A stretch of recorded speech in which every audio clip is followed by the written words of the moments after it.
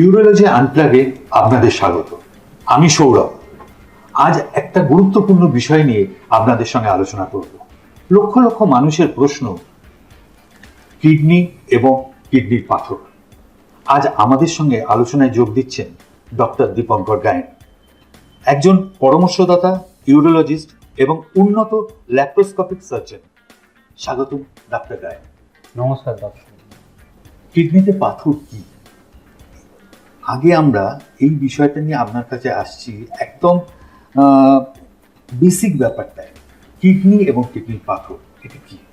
আচ্ছা, প্রথমে কিডনি কি সেটা আমাদের জানা দরকার। কিডনি হলো বাংলাতে যেটা বলে বৃক্ক। কিডনি হলো দুটো অর্গান যেটা আমাদের এই লয়েন পজিশনে থাকে এবং এর মূল কাজ হলো রেচন প্রক্রিয়া।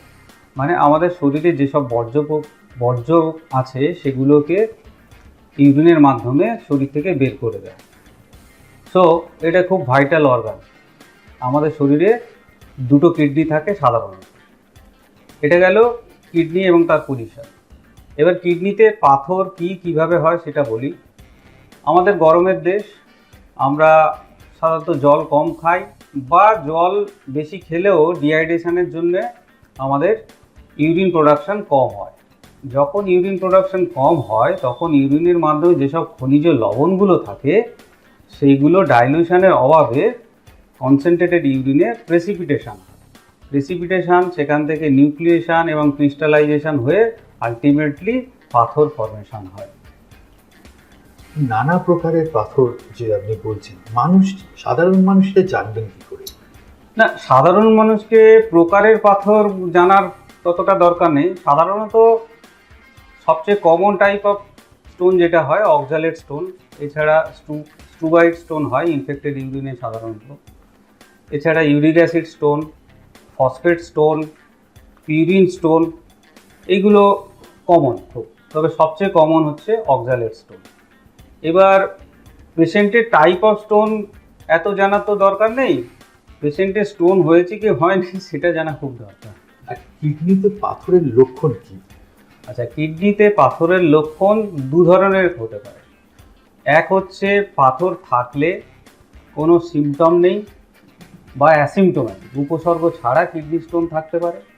আর একটা হচ্ছে কিডনি স্টোন আছে কিন্তু কোনো উপসর্গ, কিডনি স্টোন আছে তার সঙ্গে উপসর্গ।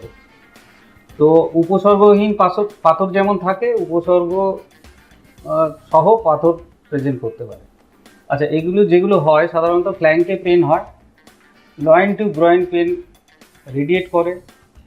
এছাড়া যেটা হতে পারে, প্রস্রাবে রক্ত পড়তে পারে, প্রস্রাবে জ্বালা যন্ত্রণা হতে পারে, প্রস্রাবের ফ্রিকোয়েন্সি, আর্জেন্সি এগুলো থাকতে পারে, জ্বর আসতে পারে। এগুলো মূলত কিডনি স্টোন বা ইউরিটারি স্টোনের সিমটম। কিন্তু এই কিডনিতে যে যন্ত্রণাদায়ক হয় এবং এই পাথর গঠনের কারণটা কি?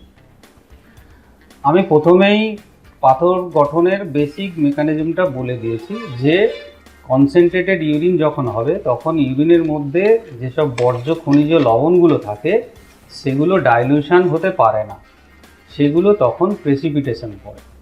তো আমাদের দেশে যেহেতু একটা গরমের দেশ, আমরা জল কম খেলে কনসেন্ট্রেটেড ইউরিন হতে পারে, বা জল বেশি খেলেও ঘামের মাধ্যমে যদি জলটা বেরিয়ে যায় তাহলেও ইউরিন কনসেন্ট্রেটেড হতে পারে, সেক্ষেত্রে প্রেসিপিটেশন হয়ে স্টোন ফর্মেশন হতে পারে।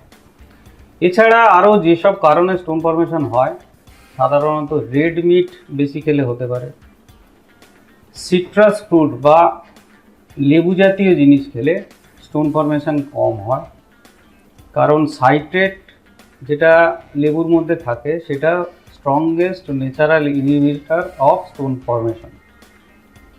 এছাড়া আমরা লবণ কম খেতে বলি, লবণ বেশি খেলেও স্টোন ফর্মেশন বেশি হতে পারে। এই মূলত 3-4টে জিনিস স্টোন ফর্মেশনের জন্য খুব দায়ী।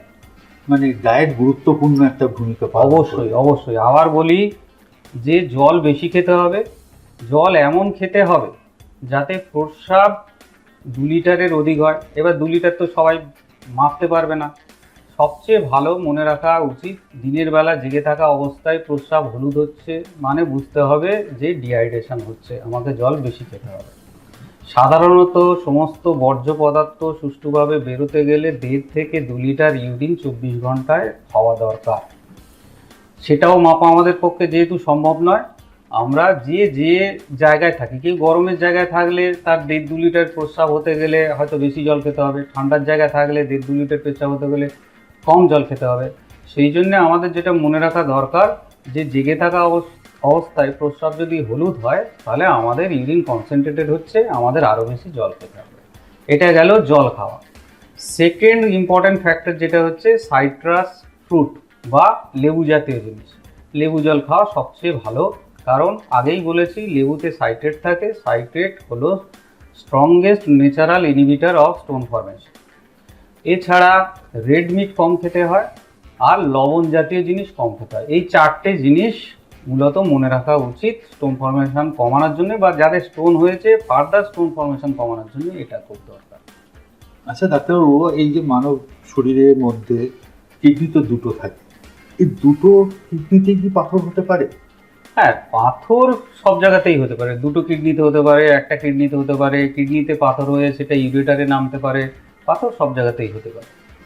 আর সব কিডনি মানে এই যে পাথর হয়, এতে কি সর্বদাই কি মানে সবসময় অস্ত্রোপচারের দরকার হয় কি? না, কিডনি স্টোন সবসময় অস্ত্রোপচারের দরকার হয় না। এটা পেশেন্ট অনুযায়ী, তার স্টোনের প্রকৃতি অনুযায়ী একটা অভিজ্ঞ ইউরোলজিস্ট ঠিক করতে পারেন কোন পেশেন্টটাকে অপারেটিভ ট্রিটমেন্ট দরকার এবং কোন পেশেন্টটাকে কনজারভেটিভ ট্রিটমেন্ট দরকার। কনজারভেটিভ ট্রিটমেন্ট মূলত আমি আগেই বলে দিয়েছি, ব্যথা কমানো, জল বেশি খাওয়া, লেবু জল খাওয়া বা ভাতে লেবু খাওয়া, নুন রেড মিট কম খাওয়া, এগুলো হচ্ছে কনজারভেটিভ ম্যানেজমেন্ট। এতে যদি স্টোন বেরিয়ে যায় ভালো। এবার ন্যাচারালি যদি স্টোন সাইজ ছোট হয়, স্পন্টেনিয়াস এক্সপালশনের চান্স তত বেড়ে যায়। তবে কোনটা বেরোচ্ছে আর কোনটা বেরোচ্ছে এটা এক কথায় কোনো সূত্রে গাঁথা যায় না। এটা আবারও বলছি, প্রত্যেকটা পেশেন্ট আলাদা, প্রত্যেকটা স্টোনের গঠন আলাদা, সেই জন্য প্রত্যেকটা পেশেন্টের চিকিৎসা আলাদা। তবে স্পন্টেনিয়াস এক্সপালশন যদি হয় সেক্ষেত্রে আর অপারেটিভ ট্রিটমেন্টের দরকার হয় না, যদি তা না হয় তখন দরকার হয়। মানে জল খাওয়াটা খুবই আবশ্যিক, মানে খুব দরকার। এবং আপনি যেটা আমাদের বললেন, মানে তরল পানীয় যেটা আর কি, সেটা পান করা খুব দরকার। আচ্ছা, কিডনিতে পাথর কি পুনরাবৃত্তি মানে আবার হয়? কিডনিতে মানে একবার হয়ে গেছে, অপারেশন হলো বা বেরিয়ে গেছে, তারপরে আবার কি হয়? একদম খুব ভালো প্রশ্ন, এটা অবশ্যই হতে পারে। আচ্ছা, আমি এবার একটা কেমিস্ট্রির ব্যাপারে চলে আসি। ইউরিনটাকে আমরা একটা দ্রবণ হিসেবে ভাবি, আর ইউরিনের মধ্যে যে খনিজগুলো আছে সেগুলোকে একটা দ্রাবক হিসেবে ভাবি। তাহলে স্টোন ফরমেশনের বেসিক মেকানিজমটা কি বলেছিলাম, যদি দ্রবণের মধ্যে দ্রাবক মেশানো হয় ধীরে ধীরে, একটা সময় স্যাচুরেশন পয়েন্ট যখন চলে আসবে তখন একটুখানি দ্রাবক মেশালেও দ্রবণের মধ্যে সে দ্রবীভূত হবে না, প্রেসিপিটেট করবে, এবং এইভাবে স্টোন ফরমেশনটা হয়।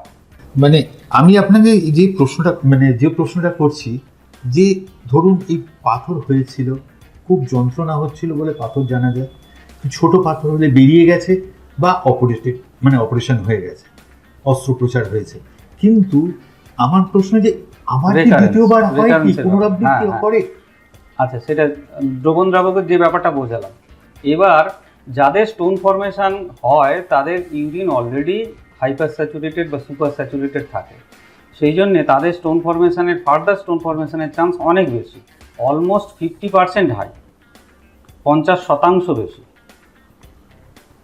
তো রিকারেন্সের চান্স, যাদের একবার স্টোন হয়েছে তাদের রিকারেন্স হওয়ার চান্স খুবই বেশি, অলমোস্ট 50%। সাবধানে থাকতে হবে যে একবার যদি হয়ে যায় তাহলে দ্বিতীয়বার হওয়ার চান্স থাকছে বেশি থাকছে।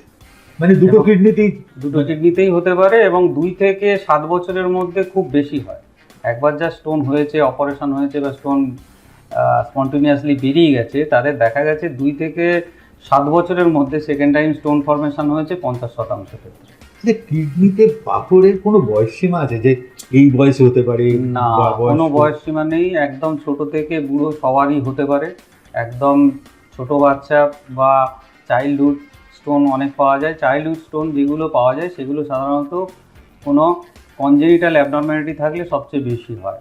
হয়তো কিডনির গঠনের সমস্যা আছে, কিডনি ইউরিন ঠিকঠাক নামছে না, বা কোনো মেটালের স্পঞ্জ কিডনি বা মেটাবলিক ডিসঅর্ডার কিছু আছে, এইসব ক্ষেত্রে কিডনিতে বয়স ছোট থাকলেও স্টোন হতে পারে, মানে ছোট কম বয়সেও কম হতে বয়সে পারে, স্টোন হতে পারে। বয়স্কদের তো হতেই পারে, বয়স্কদের। ছোটদেরও হতে পারে। আচ্ছা, কিডনি নিয়ে কিছু মিথ আছে, সেই মিথগুলো যদি আপনি একটু আমাদের পরিষ্কার করে দেন। যেমন একটা কথা বলা হয় যে কিডনিতে পাথর হয় বেশি দুধ বা কিছু খেলে, দুধ পান করলে নাকি কিডনিতে। না না, এরকম কোনো, প্রথম কথা আমি বলে দিলাম যে তরল জিনিস খেলে, তরল জিনিস খেলে ইউরিন প্রোডাকশন বেশি হবে, মানে দ্রবণটা বেড়ে যাচ্ছে, তাহলে পাথর ফর্মেশনের চান্স এমনিতেই কমে যাচ্ছে। তা দুধ তো তরল একটা। আর একটা জিনিস হচ্ছে দুধের মধ্যে ক্যালসিয়ামও আছে। তো অক্সালেট স্টোন আমি আগেই বলেছি সবচেয়ে কমন স্টোন। তো আমাদের অন্ত্রনালীর মধ্যে যে অক্সালেটটা অ্যাবজর্বেশন হয়, ক্যালসিয়ামটা অ্যাকচুয়ালি অন্ত্রনালীর মধ্যে অক্সালেটের সঙ্গে বাইন্ড করে ওটা আর অ্যাবজর্ব করতে দেয় না, ওটা স্টুলের মাধ্যমে বের করে দেয়। সেক্ষেত্রে এরকম কোনো মিথ থাকার কথা নয় যে দুধ খেলেই স্টোন ফর্মেশন বাড়বে, বরঞ্চ তরল বেশি গেলে আরও স্টোন ফর্মেশনের চান্স কমতেই পারে। আপনি আমাদের আগেও বললেন যে শুধু বয়স্ক লোকেদের নয়, কিন্তু এটা একটা মিথ আছে যে বয়স্ক লোকেদেরই শুধু হয়, মানে পাথরটা হয়, এটা কিন্তু সত্যি না, বয়স্ক লোকেদের তো হয় না। আমি আগেই যেমন বললাম যে ছোট থেকে বড় সবারই স্টোন হতে পারে। ছোট বয়সে হলে আমরা কোনো জন্মগত ত্রুটি, কনজেনিটাল অ্যাবনর্মালিটি বা মেটাবলিক ডিসঅর্ডার এইগুলো নিয়ে আরও ইনভেস্টিগেশন করব যে এইগুলো কিছু আছে, সেই জন্য তার এটা হচ্ছে। আরেকটা মিথ হচ্ছে সে সব পাথরেই অস্ত্রোপচার করতে হয়। না, সেটা যেমন আমি আগে বললাম, এটা একটা ইউরোলজিস্টই ভালো বুঝবেন।